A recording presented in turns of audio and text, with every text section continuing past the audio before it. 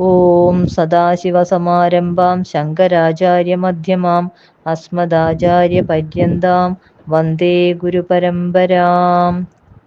പീതാംബരം കരവിരാജിതശംഖചക്രകൗമോദഗീ സരസിജം കരുണാസമുദ്രം രാധാസഹായമതിസുന്ദരമന്ദഹാസം വാതാലയേശമനിശം ഹൃദി ഭാവയാമി.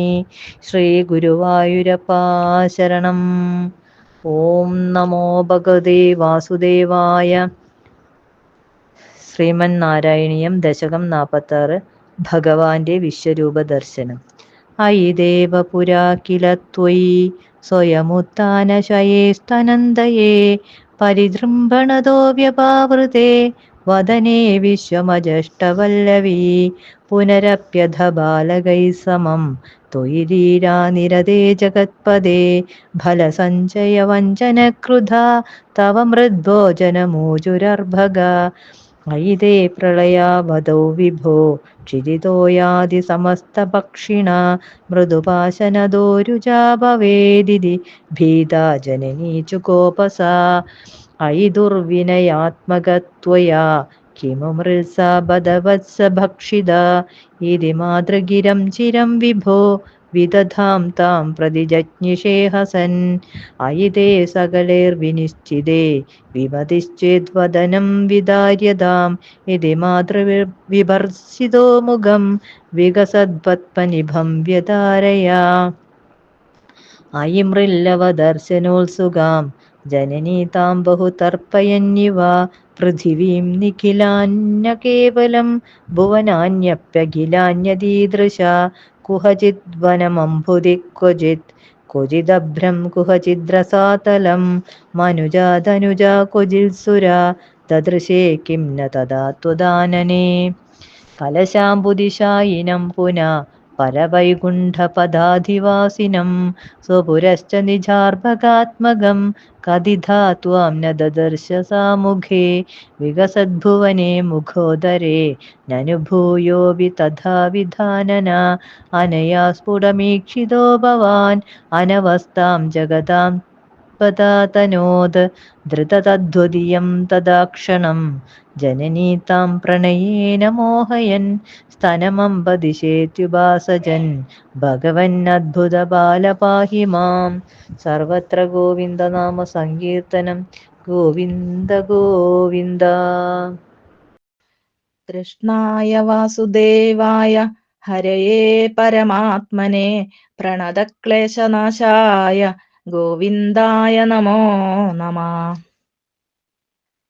നാരായണീയം ദശകം 46. വിശ്വരൂപ ദർശനം. അയി ദേവ പുരാ കില ത്വയി സ്വയമുത്ഥാനശയേസ്തനന്ധയേ പരിജൃംഭണതോ വ്യപാവൃതേ വദനേ വിശ്വമജഷ്ടവല്ലവീ. പണ്ടൊരിക്കൽ മാതാവിന്റെ മടിയിൽ മലർന്നു കിടന്ന് മുല കുടിച്ചുകൊണ്ടിരിക്കുന്ന അങ്ങ് കോട്ടുവായിടാൻ വേണ്ടി ഒന്ന് വായ തുറന്നു. അപ്പോൾ ആ വായയ്ക്കുള്ളിൽ സകല ലോകങ്ങളെയും യശോദാമാതാവ് കണ്ടു. പിന്നെ വേറൊരിക്കൽ ബാലകരോടൊത്ത് ലീലാവിനോദങ്ങളിൽ വ്യാപൃതനായിരിക്കുന്ന ഹേ ഭഗവാനെ, അവിടുന്ന് അവരുടെ പഴങ്ങൾ പതിവായി മോഷ്ടിച്ചു. തങ്ങളുടെ നഷ്ടത്തിൽ ക്രുദ്ധരായ ബാലകർ അങ്ങ് മണ്ണ് ഭക്ഷിച്ചു എന്ന് പറഞ്ഞു വരത്തി. കഷ്ടം, എന്തു പറയാൻ.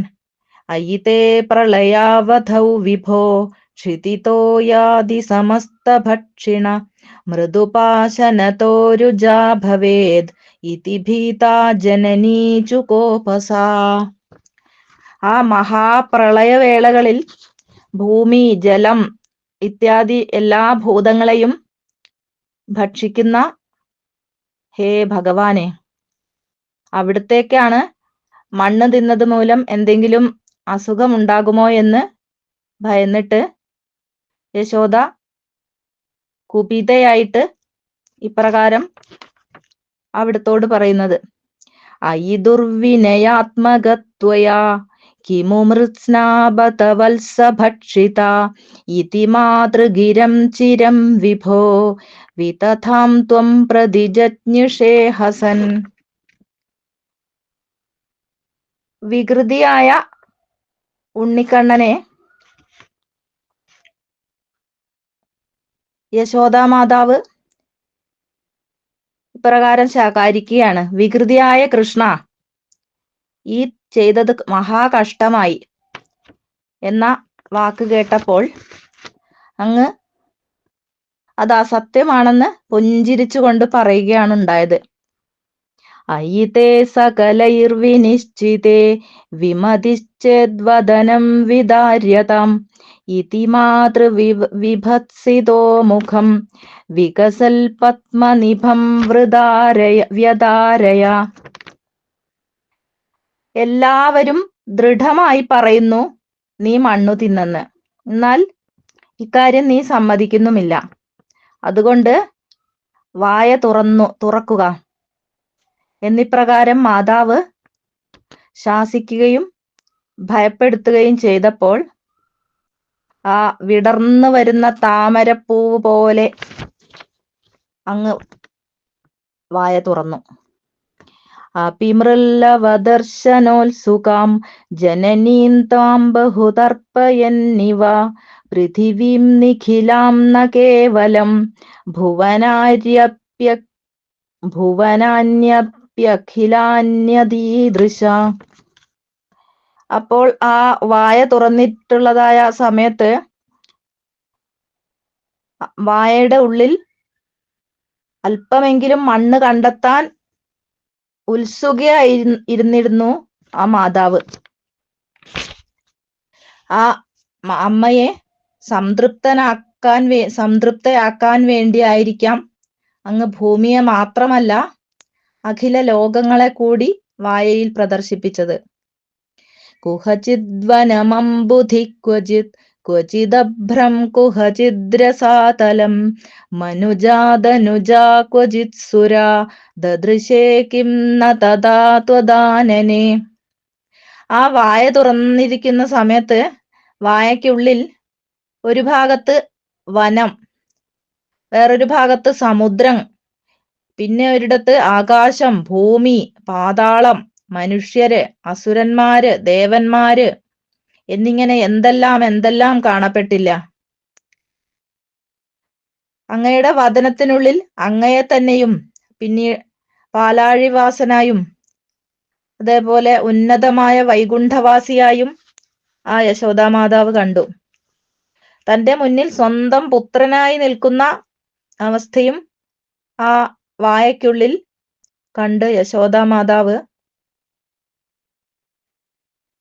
വീണ്ടും നോക്കാൻ വയ്യാത്ത ആ ഒരു അവസ്ഥയിലേക്ക് എത്തി. സ്പഷ്ടമായി തന്നെ നിഖില ഭുവനങ്ങളും പ്രത്യക്ഷമായി വീണ്ടും കണ്ടു. അതിനുള്ളിൽ തന്നെയും തന്റെ മുന്നിൽ വായ പിളർന്ന് നിൽക്കുന്ന ഉണ്ണിക്കണ്ണനെയും എല്ലാം കണ്ടു.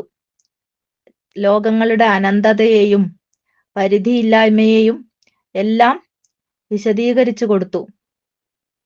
അല്പസമയത്തേക്ക് തത്വജ്ഞാനം ലഭിച്ചു ആ മാതാവിന്. എത്ര സുഹൃദിനിയായിരിക്കുന്നു ആ മാതാവ്! ഇതിൽ പരം എന്തൊരു ആനന്ദം! ആ പരമാനന്ദം തന്നെ ലഭിച്ചു. വീണ്ടും അമ്മയെ മോഹവലയത്തിൽ ആക്കാനായി കൊഞ്ചിക്കൊണ്ട് അമ്മേ മുലപ്പാൽ തരൂ എന്ന് പറഞ്ഞ് അവരുടെ അടുത്ത് ചെന്ന് പറ്റി നിന്നു. ഇപ്രകാരം മായാമോഹനനായിരിക്കുന്ന ഹേ ഭഗവാനെ, അദ്ഭുത ബാലകനെ, അവിടുന്ന് എന്നെ രക്ഷിക്കണേ എന്ന പ്രാർത്ഥനയോടുകൂടി ഈ ദശകം സമർപ്പിക്കുകയാണ്. ഈ വാക്കുകൾ ഭഗവാന്റെ പാദാരവിന്ദങ്ങളിൽ സമർപ്പിക്കുന്നു.